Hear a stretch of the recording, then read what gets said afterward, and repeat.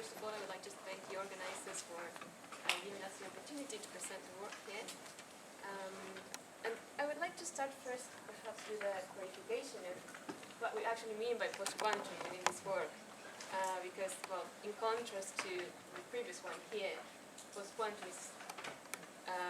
means beyond quantum theory. So something that can be achieved in a theory that is not just quantum, but perhaps something broader and that encompasses quantum, but might go beyond. Having said that, the other word here in the title is steering, and I don't think we've heard this word in this workshop still, like yesterday and today. So I will start first by trying to introduce you briefly to what steering is. And for that, let me first talk about two things that you might have heard of before, which are entanglement and nonlocality. So on the one hand, so in the case of entanglement, what we have is two parties, Alice and Bo, and they share a state which might or might not be entangled, and well, they perform measurements on their state and they can do different tasks. For instance, they might do teleportation if the state is actually the right one, or they can perform quantum redistribution, and so on. So that, in that scenario, Alice and Bob do have a quantum particle and know what types of measurements or actions they are performing on their particles. However, that's not usually the case, or sometimes there are cases where we cannot assume all that. So in some couple of years, people have been focusing now on nonlocality, which is a somehow different scenario. So within this setup now, you also have two parties, Alice and Bo, that share some state and perform actions on the state, but they can't actually rely on the potential description that they have of the state. And also they might not want to trust their devices. They might not actually want to rely on the potential characterization that they might have been told that their devices do. So in this case, the only actual information that Alice and Bob want to use for the different tasks that they are going to perform is actually the label of the measurements and the label of the outcomes that they obtain. So within this framework here, so within nonlocality, basically the object that people use and study is this conditional probability distribution. That is the probability that Alice and Bob obtain outcomes A and B, given that they have measured X and Y. And there have been many studies on these possible conditional probability distributions, assuming different natures of the devices and states that the people share. And whenever these things are quantum, then you can perform device-independent tasks such as quantum redistribution or randomized extraction, amplification. So this is basically two extreme cases. So on the one case, they fully know what they're doing and they can assume everything's quantum. On the other very paranoid case, they don't want to assume anything, and it's like the most minimalistic scenario that they can think of. So now, well, even though this device-independent setup has actually allowed us to come up with the idea of device-independent quantum redistribution and other information tasks in a secure way, perhaps it's a bit too much, and perhaps the conditions that we need in order to be able to use these devices are too demanding. So people in the past years have now started thinking on something in between. So it's not the fully trusted scenario, but it's also not the, say, fully minimalistic one. So in steering scenario now, we have one party or some subset of parties that actually know or can actually characterize the particles that are in their labs. They know the dimension of the Hilbert space, they can trust on the actions that they perform on their particles, but some other parties might not. So some of the parties only want to rely on the classical labelings of inputs and outputs. This, some people claim that might be perhaps a more realistic situation in the sense that if I'm perhaps performing some cryptographic task with someone else, I might not want to, perhaps I don't know if, Bob actually did things thoroughly and if the setup that he built or he bought actually is trusted or performs the operations that the setup is supposed to do. But if I have been very thorough and I trust myself, I can relax that information and really understand what's happening in my lab. Or perhaps it's just not from an information task point of view, but perhaps we want to now also think of this scenario as what can we learn from now such a relaxation of the situation in terms of a foundation aspect. So if now we consider a different situation where in one case we assume a Hilbert space locally, but we don't want to assume that the Hilbert space applies in the global setup. So there are different motivations on why to study here these type of scenarios. And in what follows, basically, what I will try to do is to, based on this definition of the scenario, how we can construct from there situations where we might actually not know if we have access to quantum resources or something beyond. So let's start from the beginning. So in the steering scenario, as I said, we have Bob and Alice. And Alice does have a particle there, a quantum one, and she knows the marginal state. And then Bob, by performing measurements and obtaining outcomes in different copies of the same setup, so to say, might or might not actually change the state on Alice's particle. So after performing this in different ensembles of states that they might share, what is actually left on Alice's side is a collection of conditionally prepared states by Bob.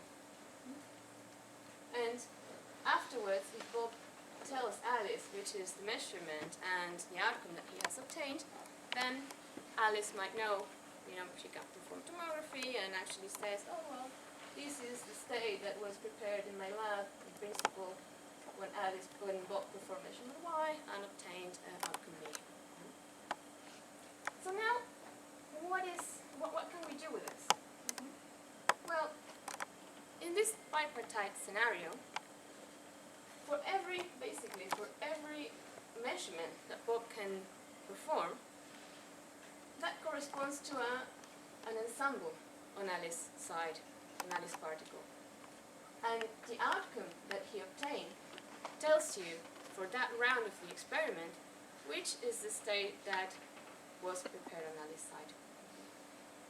So here, actually, the collection of states is a collection of unnormalized states, because here we want to also encode the probability that such an outcome is obtained when the measurement is performed, and that is encoded in the norm of the respective state. And therefore, those states actually, for each given measurement, are consistent with the marginal state of the particle on Alice's side.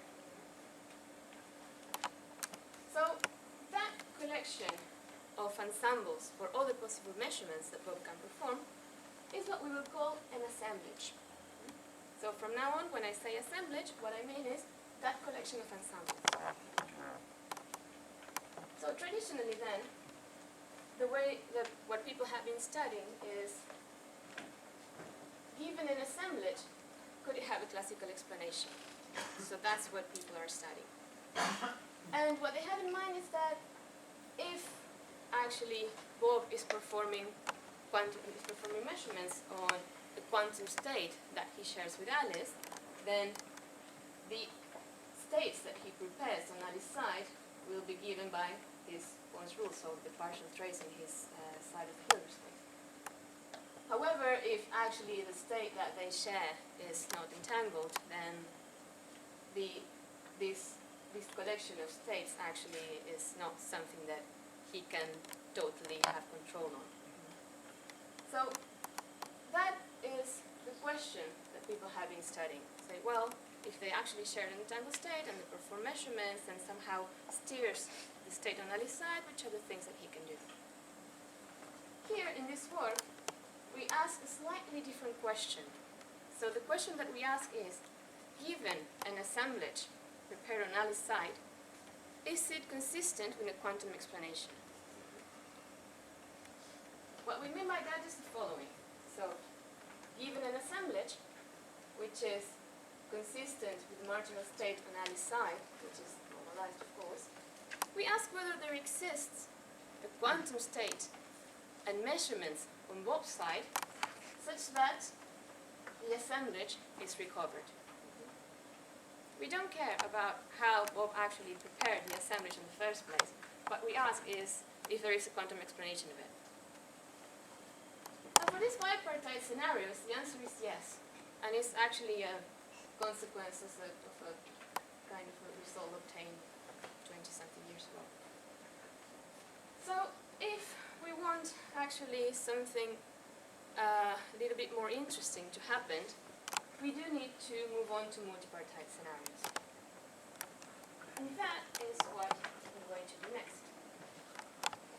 So the simplest multipartite scenario that might actually give something non-trivial as a result is this one.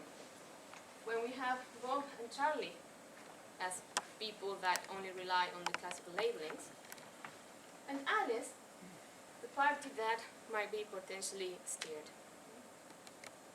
So in this scenario now, the states prepared on Alice's side are labeled by the measurements that Bob and Charlie perform and the outcomes that they obtain.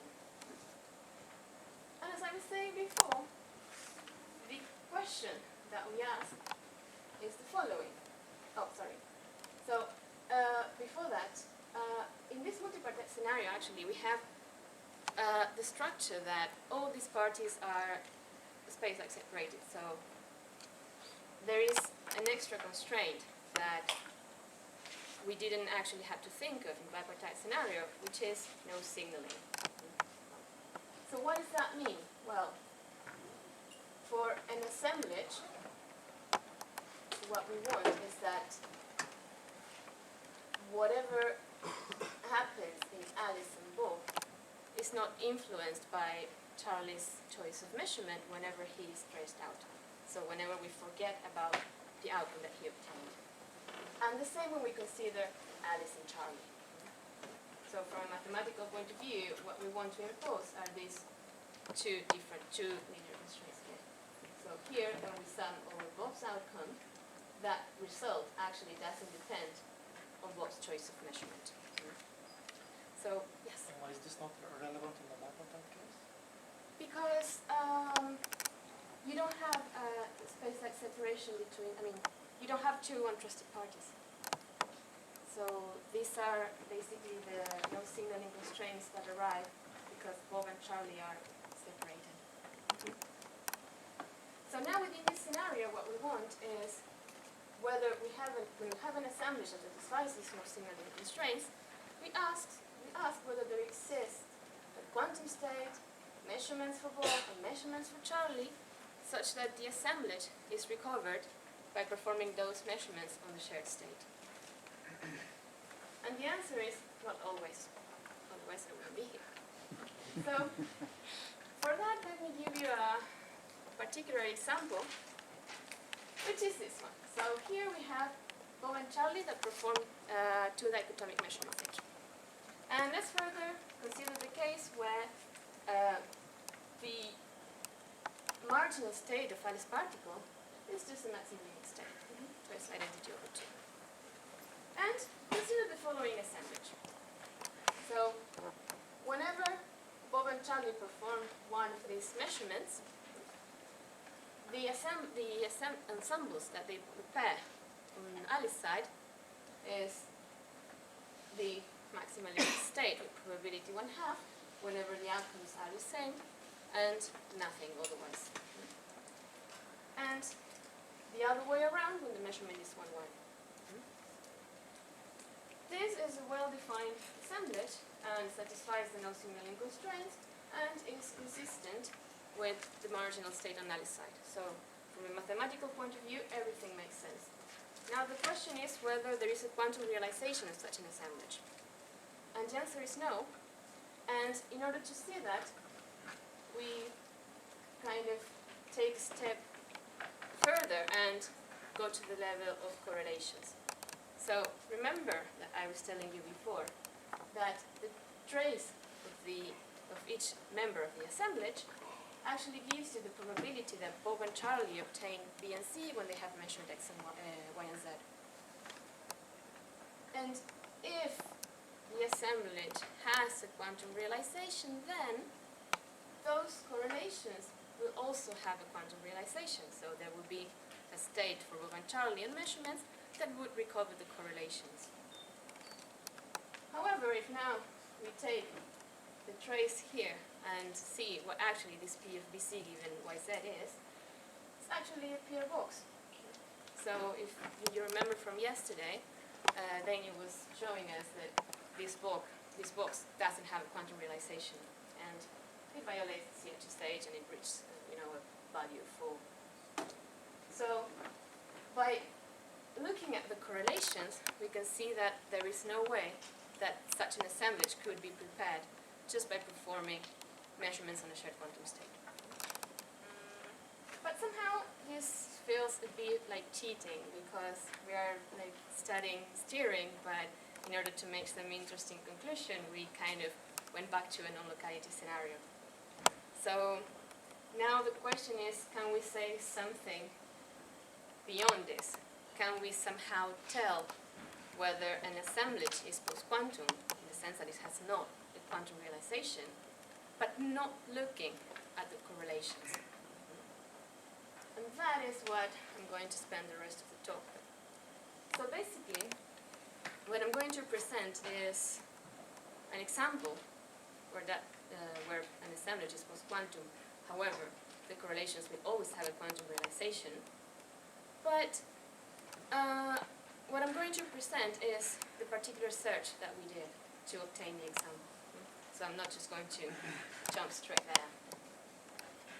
So for that then, what we want are two things. We want an assemblage that doesn't have a quantum realization. So first we need to think of a way of how to tell that an assemblage is post-quantum without looking at the correlations. And on the other hand, we also want that the correlations that you can obtain from this assemblage, not just for Bob and Charlie, but moreover for any possible measurements that Alice can perform on her particle, have a quantum explanation. So there's no way whatsoever that she could ever tell the post-quantumness of the assemblage but looking at any correlation by any measurements that she performs. So we also have to devise a way of saying when an assemblage satisfies a property. So for the first one, similarly to Belen to a non-locality scenario, we will work with steering inequalities, which are the analog of Belen inequalities for a steering scenario. So here, steering inequality is given by a matrix, an operator. So in Bell's scenario, that would be just a number. Here they are operators. And now the figure of merit, so the steering expression, is given by the trace of this sum. So now, how can we actually tell that an assemblage is post-quantum just by looking at this figure of merit? Well, similarly to the case of non-locality now, what we actually want to see, or we want to understand, is the quantum bound. That is, the maximum value that such an expression can have when you have access to quantum assemblages.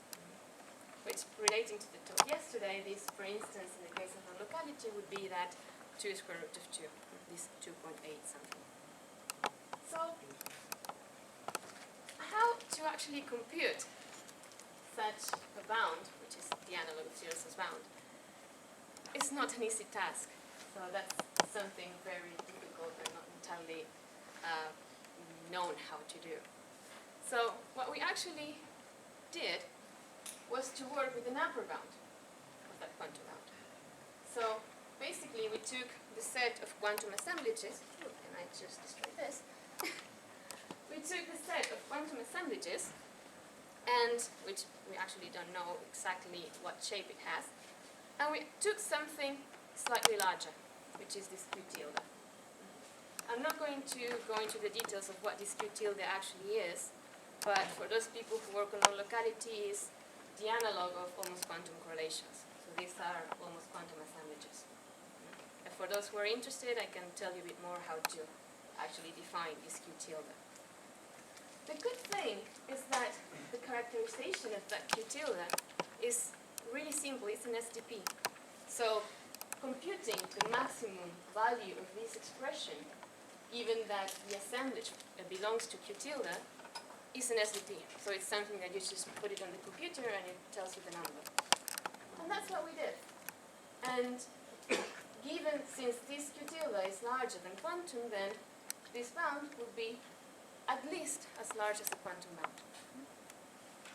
So whenever you have an assemblage, if the expression for the value for the steering expression is larger than that quantum number, then it will certifiably be post-quantum.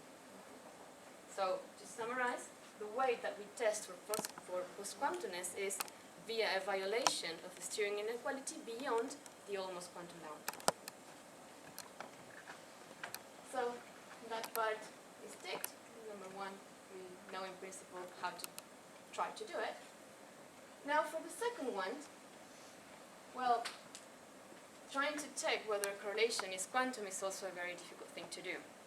So in order to look for the example, what we did for this particular case is to impose that correlations are local, which is an overkill, but for the sake of the example, we just demanded that to begin with, and we actually got the results, so we didn't need to get a more clear relaxation of that. So first, we will impose that correlations are quantum by demanding that they're local, and the main core of the search is to look for an assemblage that we will further impose that they are qubits and that they have real entries, which give local correlations for all projective measurements that Alice can perform herself. So that's basically the main core of the search. And once that we found that, then from that we can construct a Q-treat assemblage that gives local correlations for whatever POVM Alice has access to. And for that, actually, we use a protocol that had already been presented 3 years ago, and it gives you a constructive method for doing so.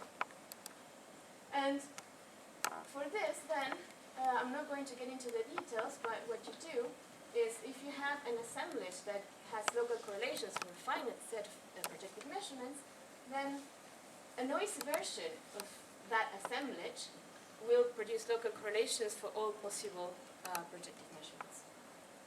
And the search consists in the following. So we start with an inequality, so we take one, and then we do two things. First, we compute the almost quantum bound. Then what we do is we find the assemblage that maximizes the value of the steering expression with the constraint that the correlations have to be local for this particular set of 4 projective measurements in the XZ plane of the Gaussian. Once that we have that, we construct the noisy version of this assemblage, which is given here for this version of the noise, and we compute the value for the steering expression for this noisy assemblage. And then we compare the two. If the value for that one is larger than the almost quantum value, then we found what we want. If we didn't, then we go back again, we change the inequality and start again.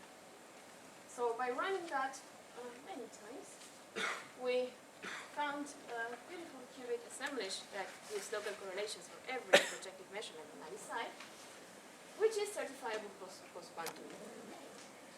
And actually here I put the picture, but just to show you that it's not actually that nice. So it would be actually nice to have an example that has also a nice shape.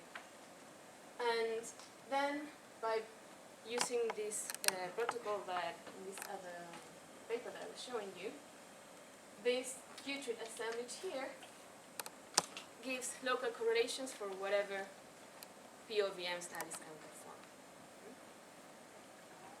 So basically that's the example, and this example tells you that post-quantum steering is a phenomenon that is genuinely different from post-quantum non-locality. So you can have post-quantum steering without actually having post-quantum non-locality. So basically what I presented you is, in this talk, is a very brief overview of what steering is and what we mean by steering beyond quantum theory. And we actually need to move on to multipartite scenarios to actually be able to see the phenomenon, or potentially see the phenomenon. And it's a genuinely new effect that doesn't rely or doesn't reduce to post-quantum non-locality. And basically that also tells a difference between bipartite and multipartite scenarios. So how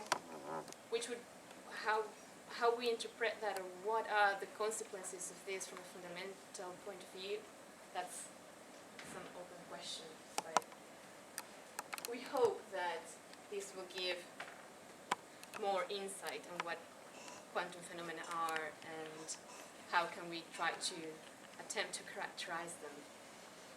And another open question that I particularly like is how to develop a general framework for steering, because so far we know quantum assemblages, we now know these assemblages that satisfy the no signaling principle, but it's not like in the case of non-locality where we have a nice closed framework where these things have a very nice closed form and that we can use for different information tasks or applications or studying the foundations.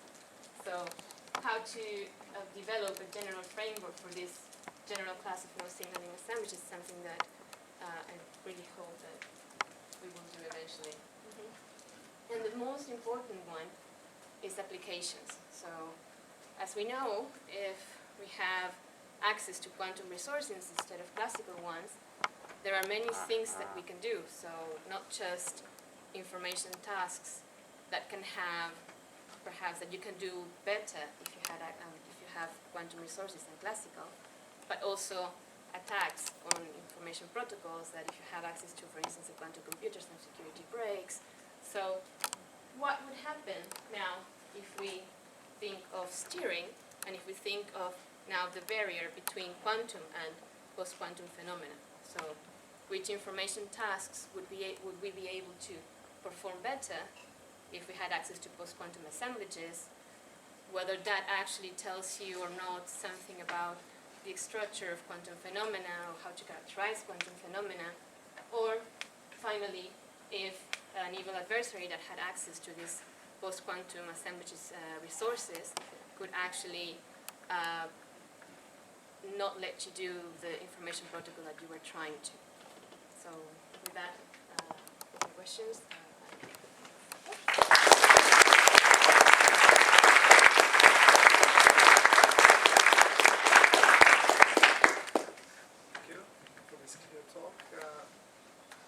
Questions from the audience? I guess it's relevant to the quantifying post-quantumness. Could you, like, the assemblage you get, do you ever think about maybe, is it possible by the two interested parties sharing a PR box, or some number of PR boxes, they could simulate this assemblage, or is that? I'm sorry? So if you're thinking about quantifying post-quantumness, you want to say what is the resource that gives you the post-quantumness. So in the case of non-locality, you say it's either communication or access to PR boxes. Yes. So, if you had the two untrusted parties were allowed access to like as many PR boxes as they want, could they get back to the assemblage that you give? Or I guess you still have to think about like entanglement between the trusted and untrusted, right? Yeah. So I mean, the problem that I have with that, or what I'm not entirely sure I want to think in those terms, is that with that in mind, then the advantage that some adversary could have in order to perform a task better, would rely on the correlations.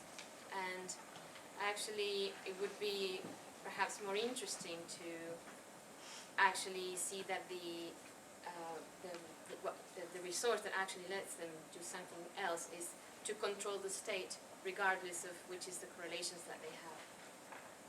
To be able to control the state remotely in a more powerful way, regardless of what is the correlations that the measurements have. So that would be some complicated mixture of resources. So the problem is that since we don't have the framework for a no signaling assemblage, we don't know which is the resource that will actually ultimately translate into that powerful control of the state. So we don't have the analog of a PR box in the steering scenario.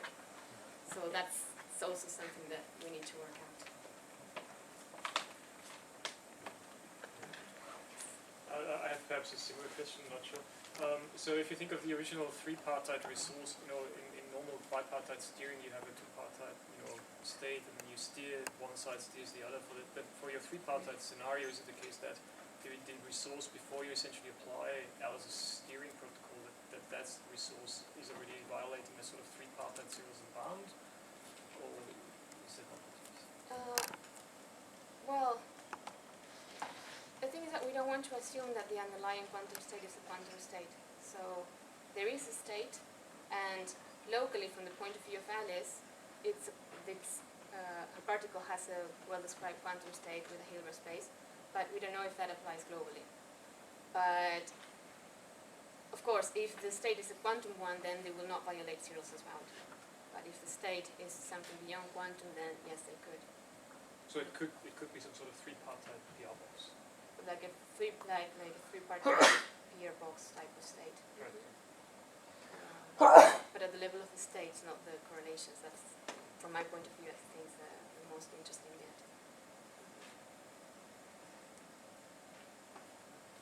Is there anything special about Q-trip? So you had a Q-trip example.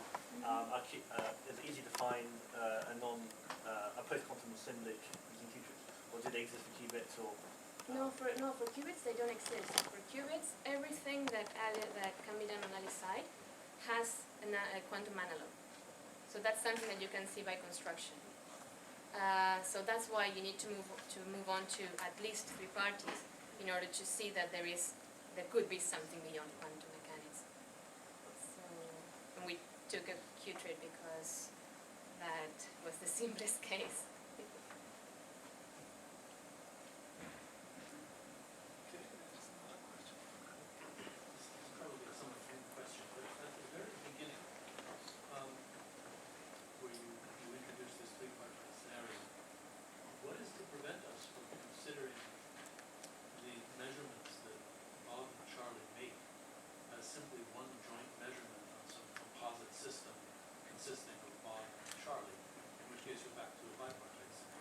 If you do that, then you're back to the bipartite scenario and things have a quantum explanation. Yes, I'm asking what is the extra structure in the way you set up the problem? The no signaling between Bob and Charlie. So the fact that we want Bob and Charlie to be space-like separated and to each of them be localized and perform local actions on their share of the system, that is the extra structure that don't let them have global measurements. There are ways of considering Bob and Charlie together as being in some non-signaling composite system, which could then interact with the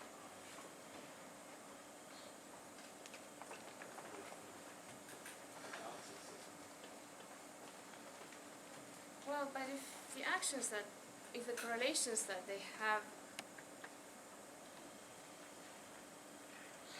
but I mean, if you bring them together, but then you impose the constraint that the actions are space-like separated, it's the same as having them apart. I mean, we can talk about it a bit later if you want. So let's thank the speaker again and go for